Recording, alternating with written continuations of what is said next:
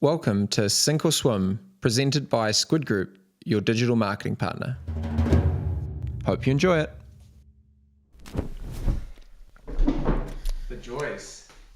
Hey, welcome on. It's been exciting. Going to get you onto the Sink or Swim podcast.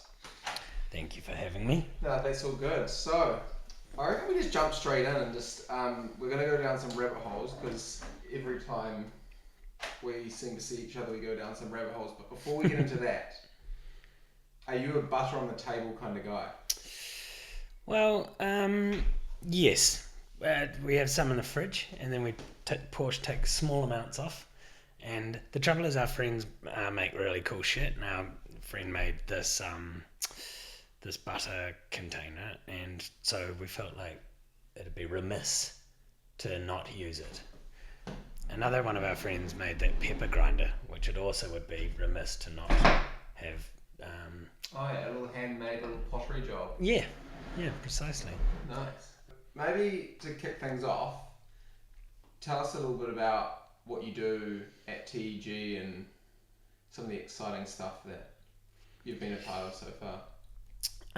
So I guess I'm the primary person on the ground in New Zealand and coordinate the majority of the activity that comes through New Zealand in one which way, shape or form, from marketing to routing to kind of discussions over which acts will work and which won't, and budgets, and then on some levels with some tours it's quite end to end in terms of what I'm involved in. On smaller tours sometimes I'm picking folk up from airports and driving them around in vans, and other times you don't even turn up to the show. So it all just kind of depends on what else is happening and what level is required. But it's a big company, and it really traverses a lot of different kind of content pillars, so to speak, from sports to family entertainment to comedy, kind of an evening with experience type scenario, then music festivals, kind of legacy old kind of large scale rock stuff like AC/DC, Guns N' Roses, Eminem on the hip hop side. We do Laneway Festival, and then kind of everything in between. So it's what is required on those shows is different for different things. Yeah. And so what, you've been doing music stuff for ages. I mean, when we first caught up, you were saying that you've been doing it, you went over to LA, New York, everything else. So where did you start? Like, how did you even get into the industry? Well, I used to play in bands and stuff when I left home. Started managing a band called Fur Patrol in the late 90s. I was working at Victoria University as their kind of full-time employed arts coordinator, I think was the name of the role, but you booked orientation festival and all of these types of things. I'd started that when I was about 19, I think. Started managing Fur Patrol. They did quite well here, and then we signed them to a record deal in Australia, so moved over there months, if maybe a year after the She Hard guys and Weta had moved over, and we kind of joined that road and set up shop there. The band kind of broke up after a while, but I started managing other bands. I started a record label there, and started touring bands, and then moved to New York with a band that I was managing that we'd signed out of a deal out of New York for.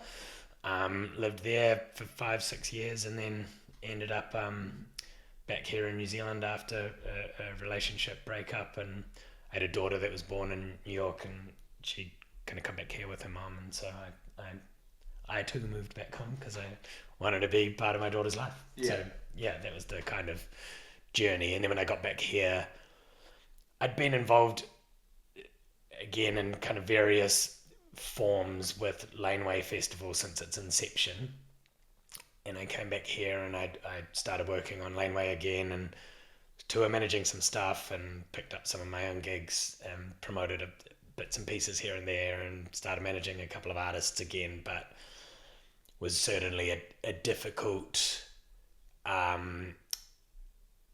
it's a difficult population size to make a living full-time off of it here.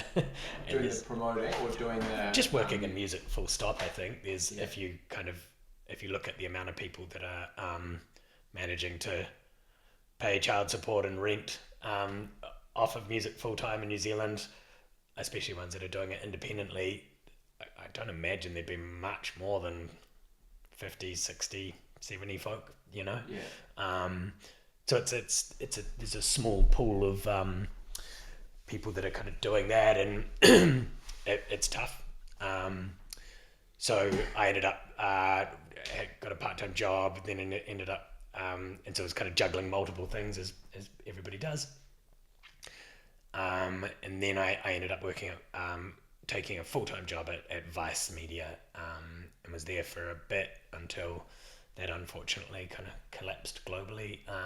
Yeah, Vice is an interesting one, because Vice always, when I was younger, would just produce these most random out-the-gate pieces of like stuff that, I'm pretty sure it was Vice, wasn't it? And it'd be like random productions. Like I remember actually the other day I was watching one, and it was about North Korea, and it was about how North Korea sends people, I think, to Serbia or something, and they do like the logging and like in this random area. Right. So where like these North Koreans go, they create it so that it feels and looks like North Korea. Right, yeah. And then like it was wild, and then this like Vice producer dude went all the way through like Serbia on these trains, like for like something like 5 days on trains, and then finally found this town where there was like hundreds of North Koreans basically just doing logging, and it was a way for them to get money out and then also do work for...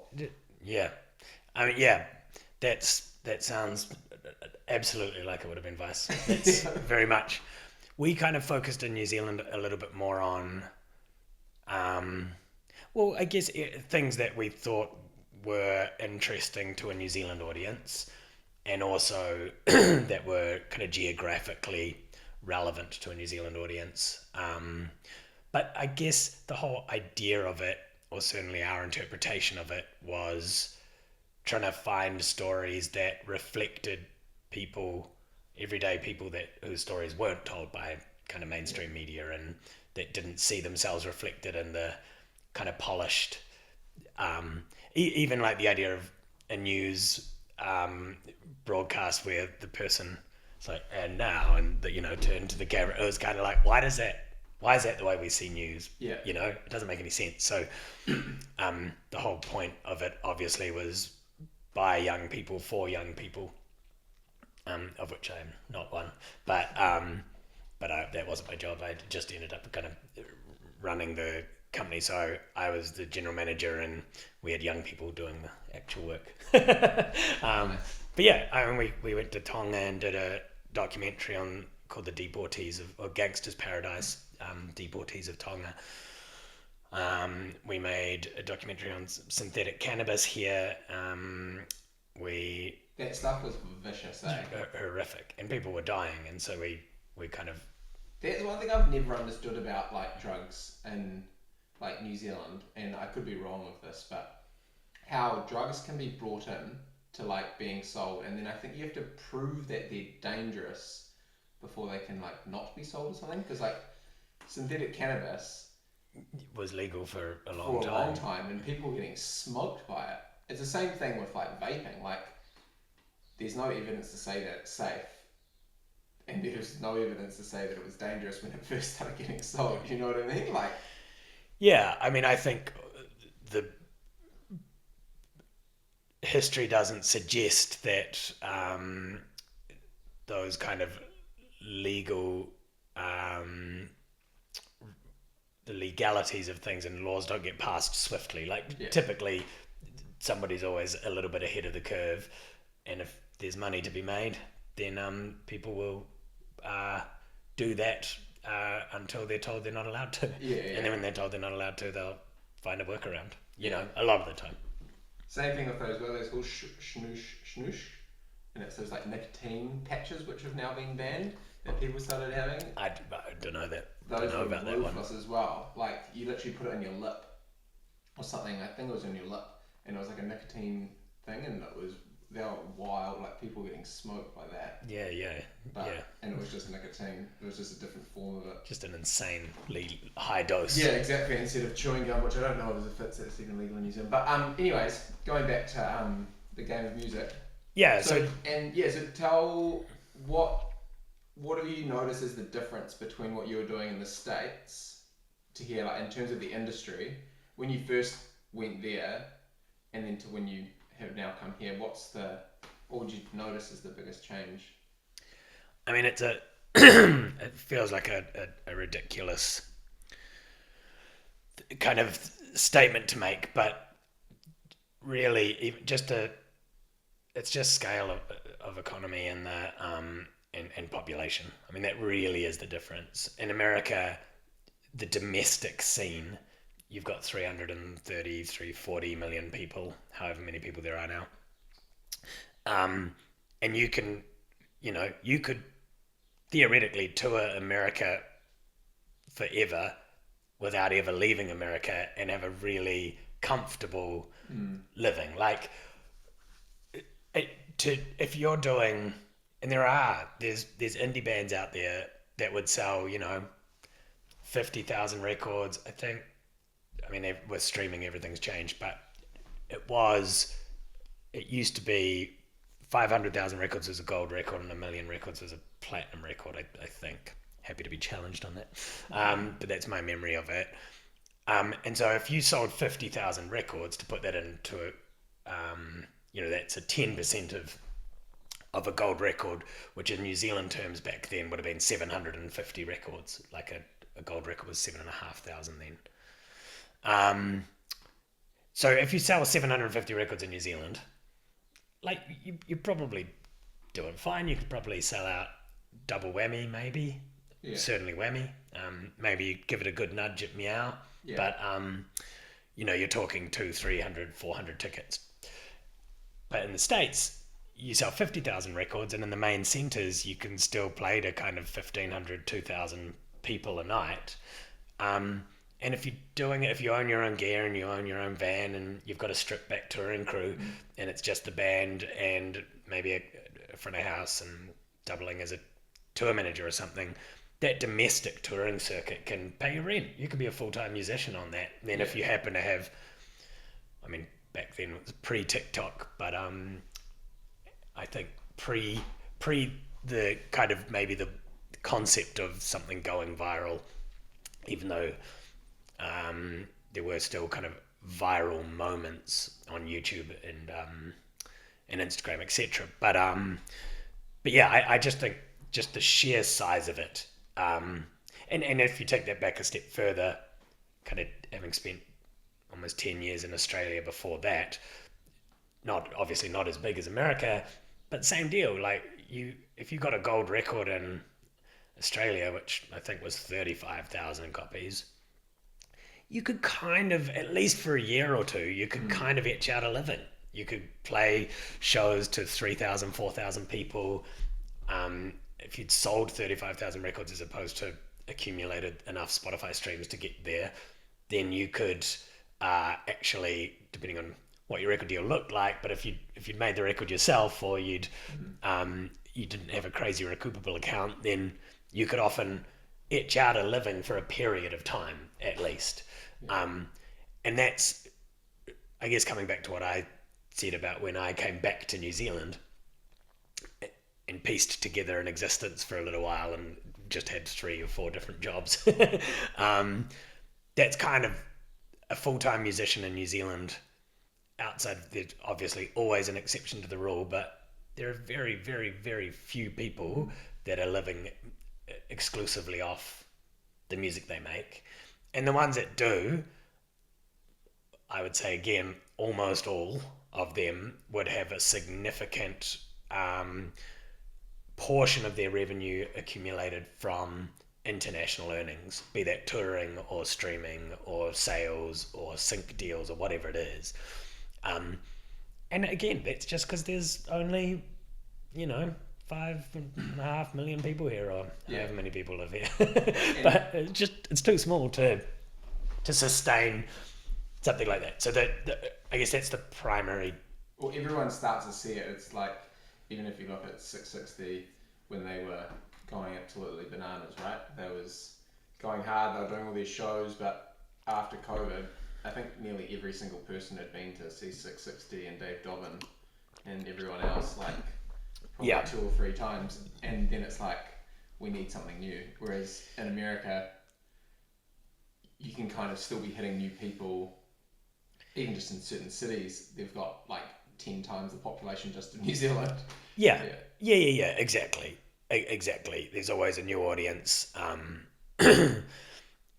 a new record might reach a new audience or take you in a different direction, or there's also the ability to jump on a tour with a bigger artist. And then I think because UK/Europe and America are such large markets and have such kind of consolidated populations for Western artists, it's a 5-hour flight from New York to London, and then you make a splash there, especially with the way media used to be over there. That has a ripple effect throughout Europe, and you could kind of start chipping away at it. Whereas in New Zealand, like you want to go to London and set up for a couple of weeks and play some shows, it's like, all right, well, that's like 30 grand, maybe more. There's cheaper ways of doing things.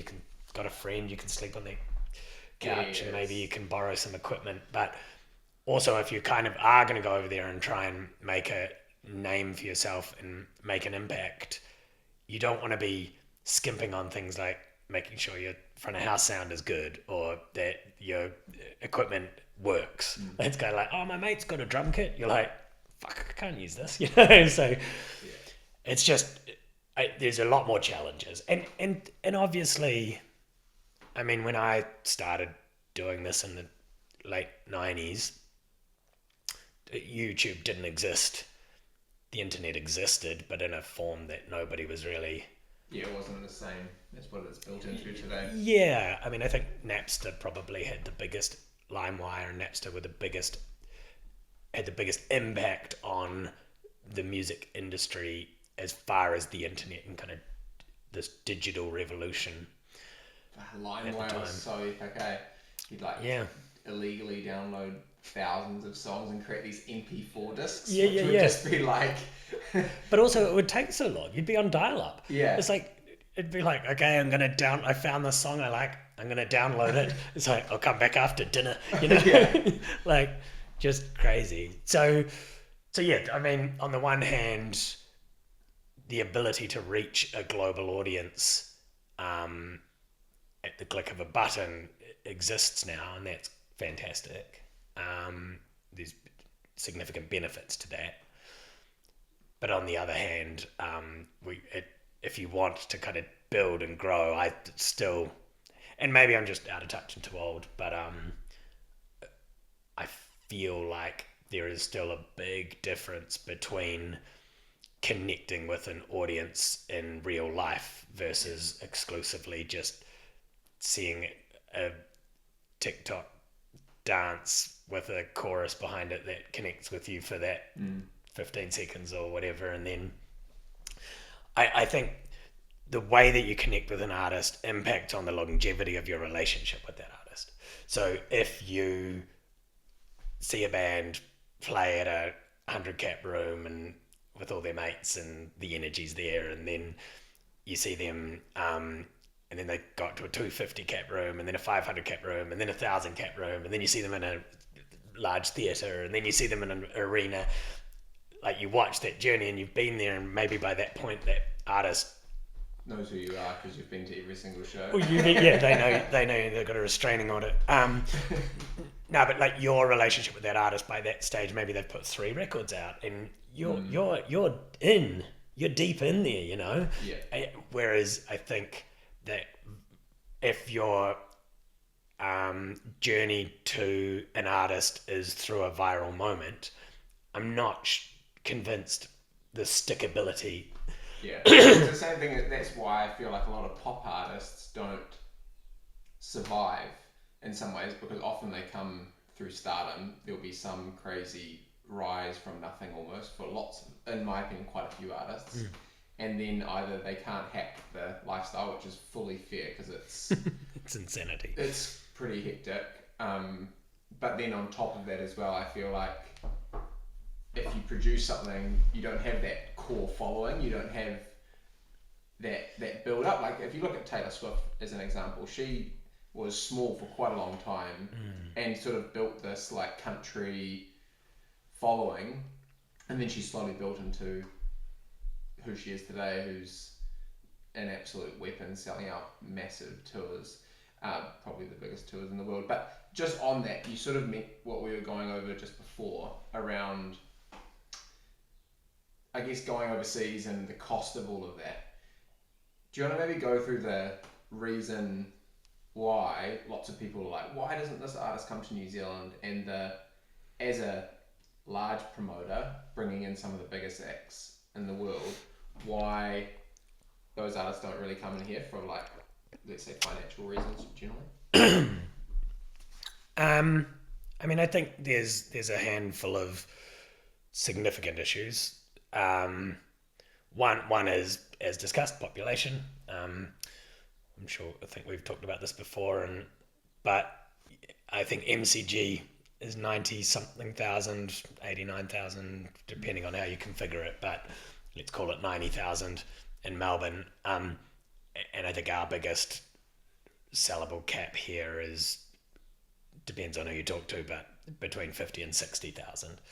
So if you can do 2 or 3 nights at 90,000, that's 270,000 if my maths is correct, which would put you at needing to do, 4, 5, 6 sold out stadiums at the biggest capacity stadiums we have. So there's a handful of issues there. Just as we know, Coldplay are here coming up in a minute, and they've sold 2.5 stadiums, which is huge. But also, I think the most amount of tickets sold for one location that I'm aware of in recent times at least. So that's great, but currently it's next week, and as I understand it, currently the third show still isn't sold out. So that's kind of where that audience and demand for one of the largest artists in the world seems to have petered out at that point. The other thing is, there's the amount of people that would actually go to full stop. Then the cost of having a stadium that could fit 90,000 people in it is like, how many times does that get used in New Zealand? What sporting things can draw 90,000 people, and how many artists can, sure, Taylor probably, almost certainly, but do we just have her come out once a year for a residence to mean that the investment in the stadium paid off? So I think that those are both significant challenges. Then the other one is our dollar is typically weaker, significantly weaker than US dollar, weaker than the pound, and very consistently weaker than the Australian dollar. So you get less bang for your buck, is just a reality. And then, to put the nail in the coffin, in Australia you can apply for a variation on your withholding tax when you perform, and so there's an ability to reduce. I think the withholding tax there, if you're not an Australian business, is 49% or 48%, from memory. But you can apply to have that reduced, and often you'll get that reduced down to, if not 0, then 3%, 5%, etc. for larger tours, where you can claim against the withholding tax owed by saying, I invested in the local economy in this way. We, got these hotel room beds, we hired these local crew, we spent this much money on marketing, etc., etc. We don't have that in New Zealand, so in New Zealand, it's a hard 20% withholding tax. Now, we have tax treaties with different territories in the world, and you can often, you'll almost always get the tax back at the end of the financial year, but that can take kind of 18 months of back and forth and paperwork, and it's a roadblock.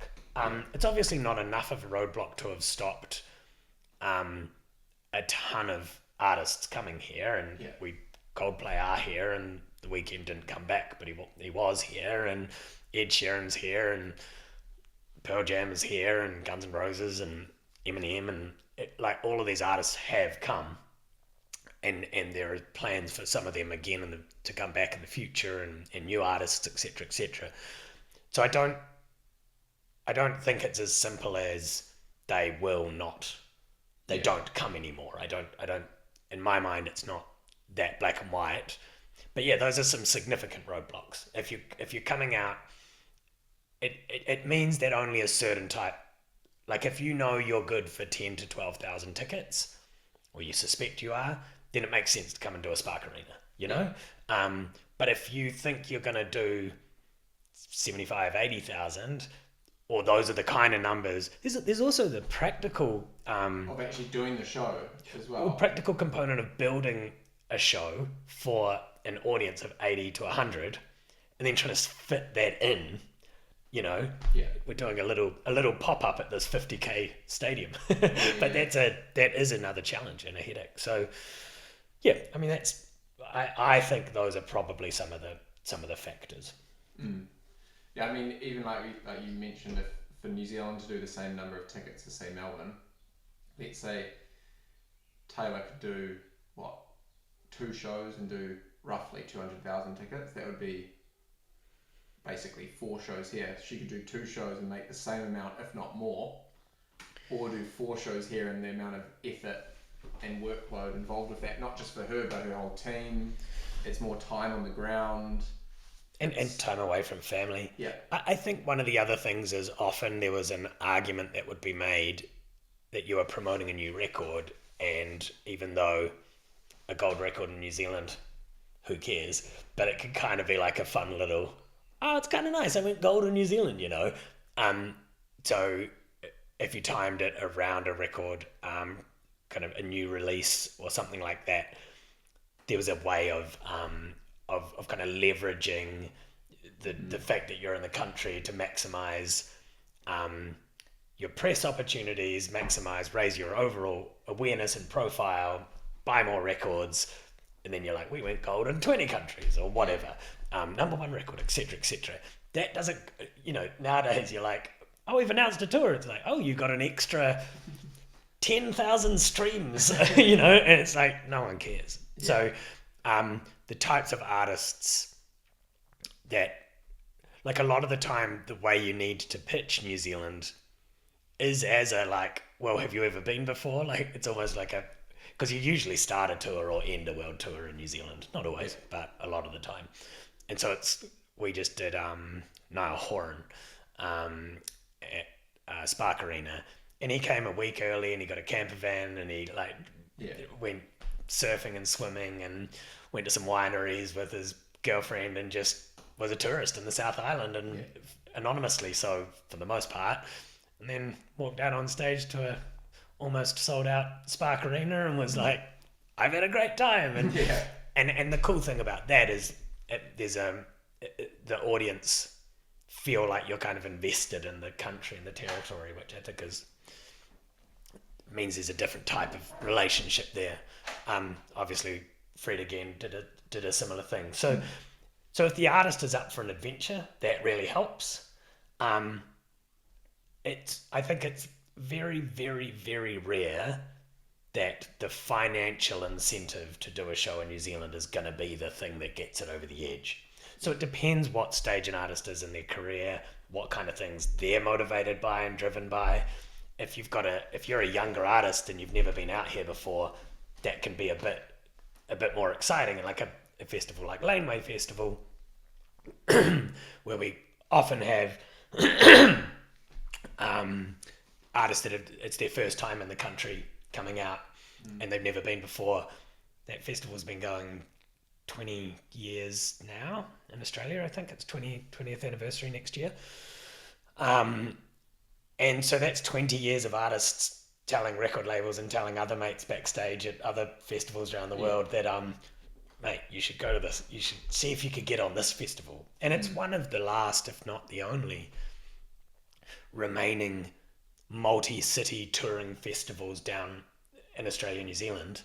That, yeah, I think it's the only one at that scale that does 5-6 shows. Yeah, 6 shows, including New Zealand. And so that's fun, you know. You get to go on those tours, and if you've got buddies and other bands, and you tell people, and people actually want. That's a great example of a festival where, I think people aren't, not always obviously, but the right artist to play Laneway isn't like, well, blah blah is going to pay me this. It's like, cool, go do that tour then, because if you're only here to make as much money as you possibly can in the shortest period of time, then probably touring Australia and New Zealand isn't the right option for you. Yeah. But if you want to have some adventures and expand your audience and kind of see new things and have these experiences, then that's something we can provide. So, and so for like big festivals like Laneway, why do you think some of the other festivals which are quite large at the moment are struggling in terms of like Splendour in the Grass? They've just gone down. They're not. I'm pretty sure that's fully done now. Why do you think that's happening with festivals around New Zealand, Aussie? I think there's a bunch of factors.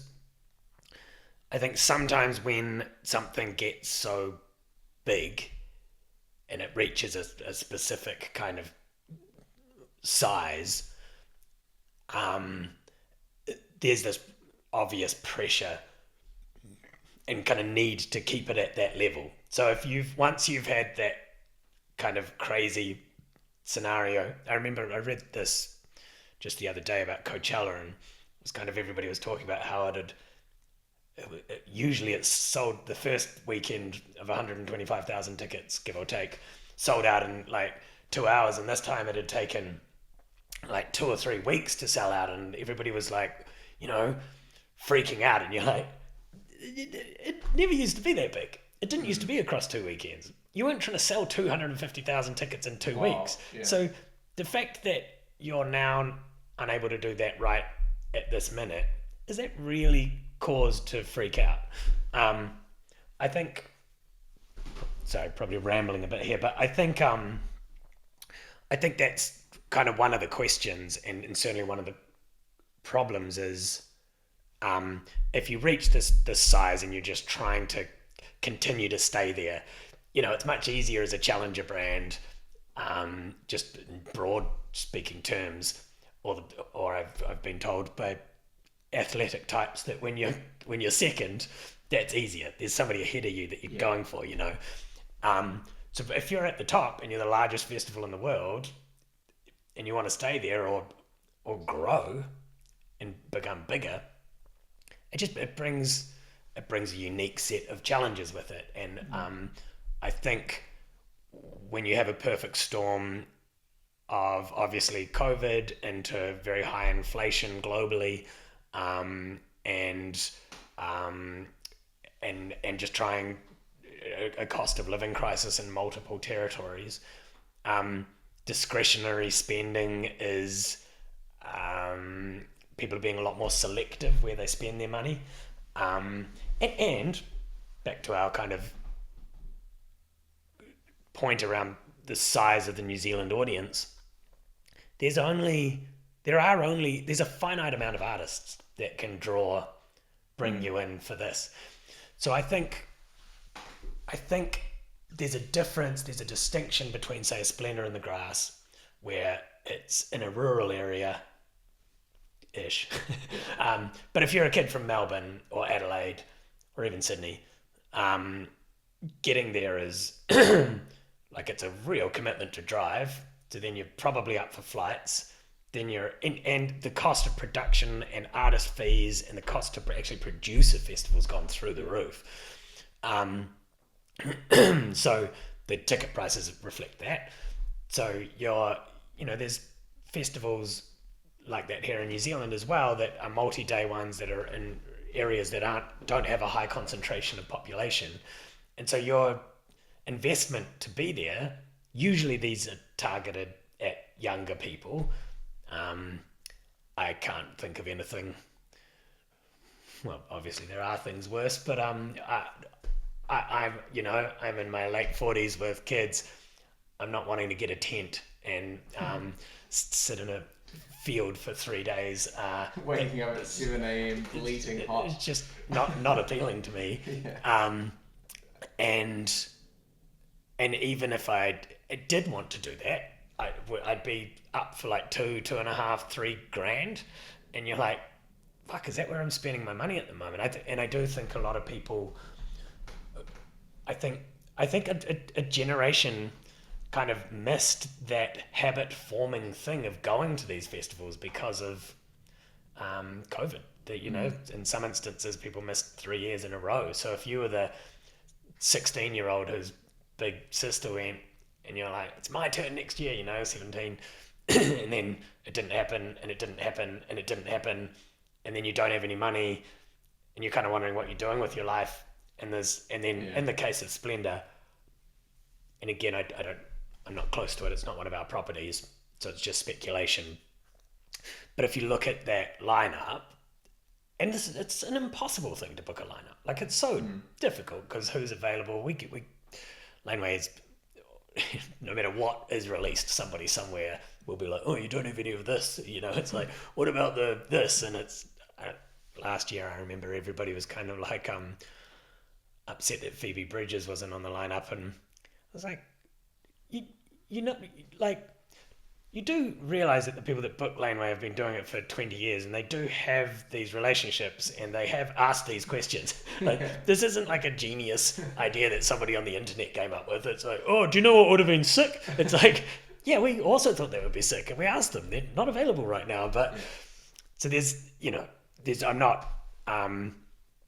I'm certainly not meaning to throw stones, because I think it's, like I say, borderline impossible task when you get to that scale of trying to maintain that kind of thing. But I think it's an interesting, can't remember the name for it, but when you do those 3 circles and you look at the overlap in the middle, with the Splendour lineup, when you have Kylie Minogue, Arcade Fire, and Future, I think it was, the way, I think what gets people excited is when they could tell their mates, and I don't know how many people's friendship groups have a different person within that core group that are all a fan of one of those but not the other.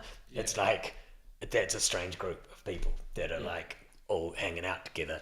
Again, easy to comment from the sidelines, but I think lineup 100% plays a gigantic role. If you don't have the right lineup, ultimately that's still what people are paying money for. But close second is the experience. Yeah. And so, like I say, that rite of passage for kids going to like a 3-day camping festival or something, I think that hit a speed bump during COVID. I think it's re-establishing itself now, but the festivals that seem to be kind of weathering the storm are ones that are A, lineup focused, B, run deep and have a culture associated with it that is kind of more of a experience, like a Rhythm and Alps or and for that matter Laneway, even though that's a 1-day festival in an inner city, it's established and people are kind of aware that it's coming up. They think about it. They get excited about it. Yeah. They've got it marked on their calendar before the lineup is announced. They're still like, this is coming. It's a consideration, if that makes sense, due to the culture and due to the memories that people have built over time, or the experiences they've been told about from siblings or friends, etc. So I think when you get that combination right of the lineup, and you deliver a really good experience, a good show, and obviously Callan's doing that with Electric Avenue as well. Like that's bucking the trend, and is only, and that's the largest kind of amount of tickets I think any festival sold in New Zealand ever that I'm aware of. That's a huge result, and I think partly that's because the people of Christchurch are like, yeah, we own this. This is our festival. As well, So that's what I'm saying. It's that combination of like, you've got a crazy lineup with this real sense of ownership, and you've established over 10 years this sense of... the first festival in a long time that I've seen that I've been like offline under that. Yeah, right. I can't because I'm in Japan. In principle, if I was in the country, I would definitely... That's the first one I've seen in quite a while where I've been like, everyone on that lineup is worth seeing. And it's like one of those ones where I feel like Big Day Out way back in the day, it was just epic. You'd go along and like, you were like, which person do I go and see? Totally. Yeah. And like, you know, for all of the reasons that it's tough sometimes to get headline artists down here for hard ticket shows, it's also hard to get them on festival lineups as well. Yeah. So summer festivals help because it's middle of winter and sometimes bands just don't want to be touring in Northern Hemisphere over that time. But yeah, that's a rambly answer.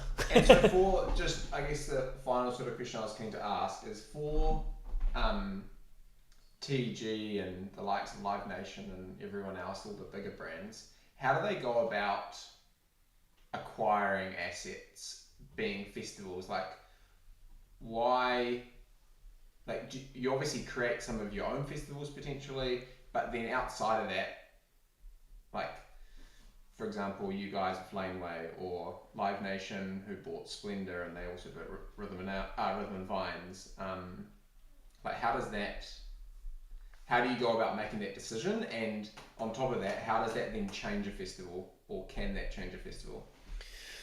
I guess I certainly can't speak for others. And to be clear, the Laneway Festival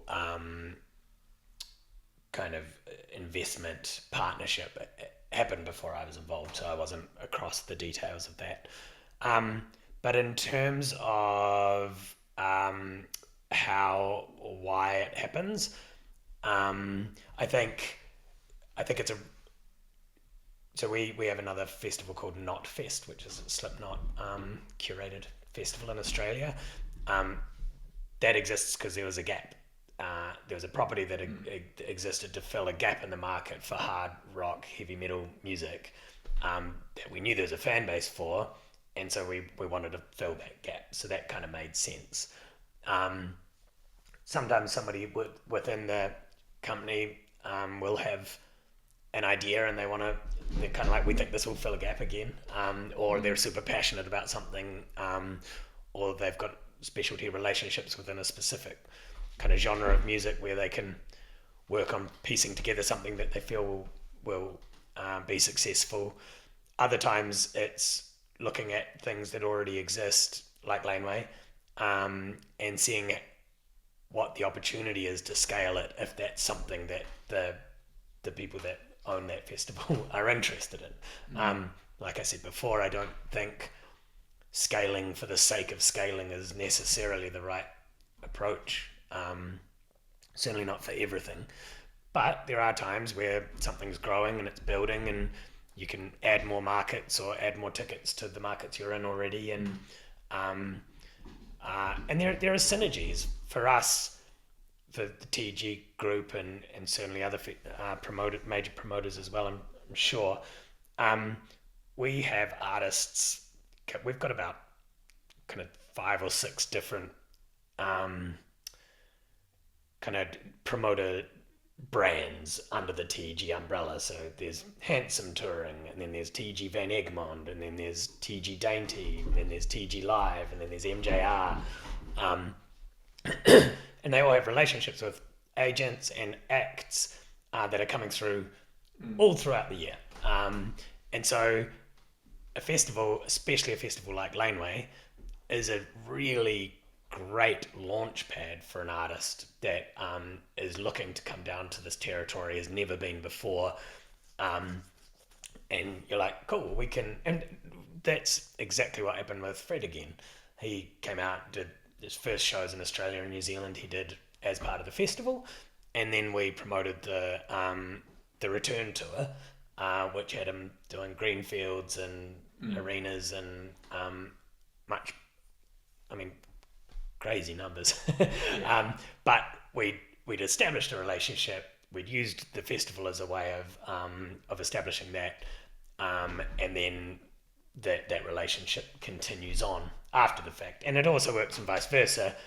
It's like those guys would be great on the festival, but they're not proven in market yet.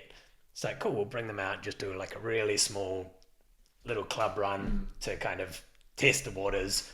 It's like, great, we've established them now. There's a bit of media presence. There's an audience that's kind of built and grown. And now we can bring them back and do like an afternoon slot on the main stage or whatever. And then you come back and do hard tickets after that. And every kind of couple of years, it just kind of builds and builds.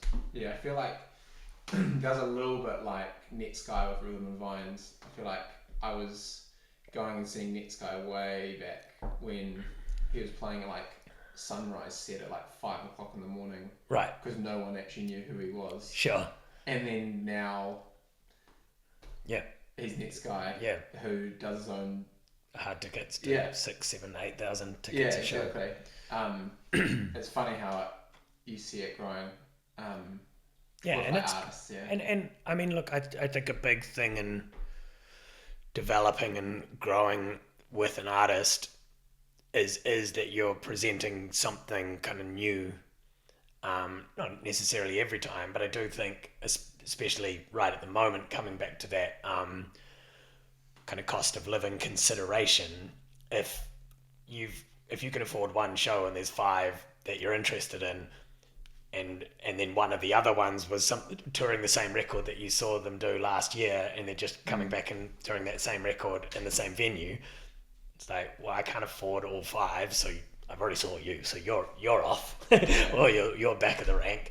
So I think you want to provide something new. You want to, and a festival's good for that as well, because if you saw them for the first time at a festival, that's not the same as seeing a headline show.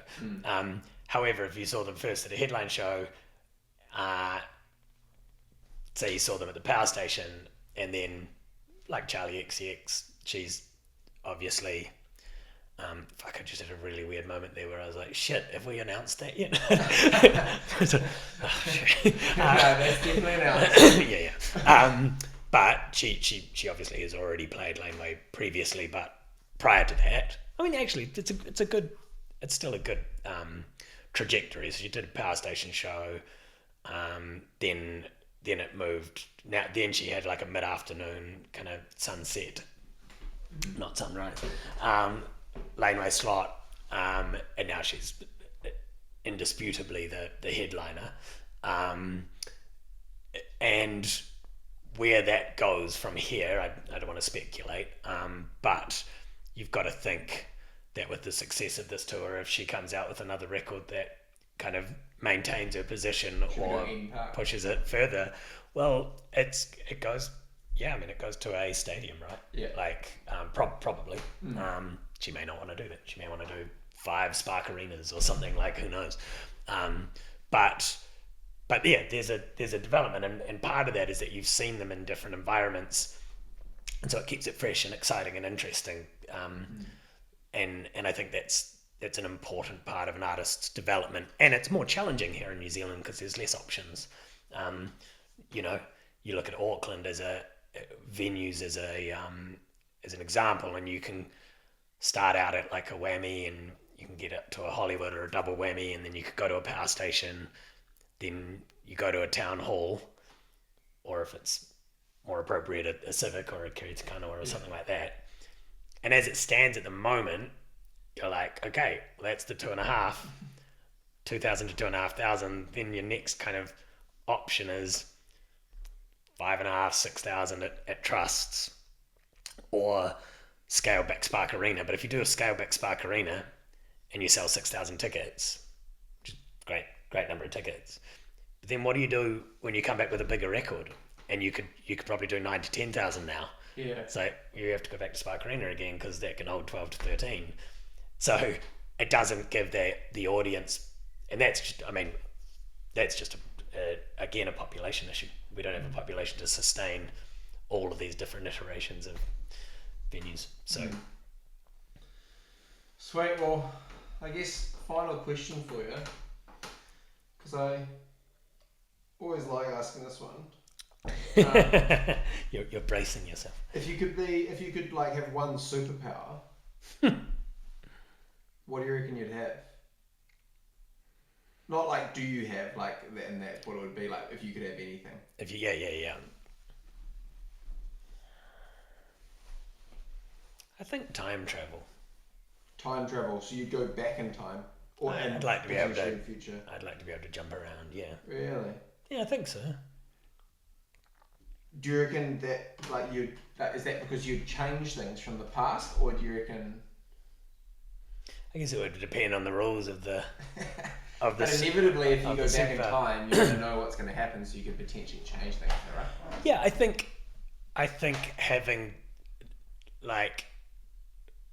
having the ability to know knowledge, pretty interesting. Like if you were like for so many things in terms of obviously if you went back you could predict, well you wouldn't be predicting because you'd already know the future, but then also if you're making decisions, I feel like life you'd certainly change some lineups, probably but life and business, I think there are a series as I get older, I feel like it really does narrow down to just a series of decisions at every step of, do I have a coffee? Do I not today? Do I get in the car and go to that meeting, or do I do it by Zoom, or do I jump on a plane and do I need to see that band? Should I have signed this? Should I not? Should my daughter go to this school or that? Like, do I live in this neighborhood or that? Like, everything's just decisions, and all of those things take you in different pathways, and you never know what would have happened if you'd chosen this other pathway. So it'd be pretty sick to be able to like zip around in time and be like, all right, well, what happens if I go that way? It's like, damn. I think that'd be interesting. Yeah, definitely would. And what do you reckon would be some of the hardest part? Sorry, I'm gonna ask one last question. Mm-hmm. What do you reckon is the hardest part of the industry, like in your opinion, with what you do around like promoting and organising events? There's a handful. I think arguably at the moment, I think there's probably more competition and more people kind of contributing to this pipeline of I know we talk about the artists that don't come here, but let's look at the artists that do. And I think Big Day Out was such a thing because for a long time, that was the only way to see a contemporary act at a stadium level. Like Eden Park wasn't doing, stadium concerts. Eden Park's relatively new, right? Because they're only allowed to also do, is it 3 or 5 music events? Currently 6 is my understanding, and they're in the middle of trying to get that up to 12, I believe, other numbers. But so I think at any given year now, you've got Mushroom Group Frontier, there's Live Nation, there's Trademark, there's us, there's Mikey Loop, there's Alex Rhythm and Alps, there's all of these people that are all competing for acts, but then also, even regardless of the competition, they're also putting on stadium-sized artists. And so there's Fisher at the moment. Obviously, we had Fred earlier in the year. There was Foo Fighters. There was Pink. We just had Travis Scott. We've got Coldplay. There's so much happening. Metallica just sold out in 48 hours, 24 hours. Yeah. There's so many stadium level shows coming through. Luke Combs is on sale, obviously. Yeah. Chris Stapleton, but he's obviously not as big. He's as at the arena, but I think he did maybe 3 arenas. So it's like that's 36,000 tickets. It's a lot of tickets. Well, good to see you again. Yeah, always a pleasure. Thanks for tuning in to another Squid Group podcast. If you're looking for a marketing partner to grow your brand, business, or event, contact us here at Squid Group. See you next time.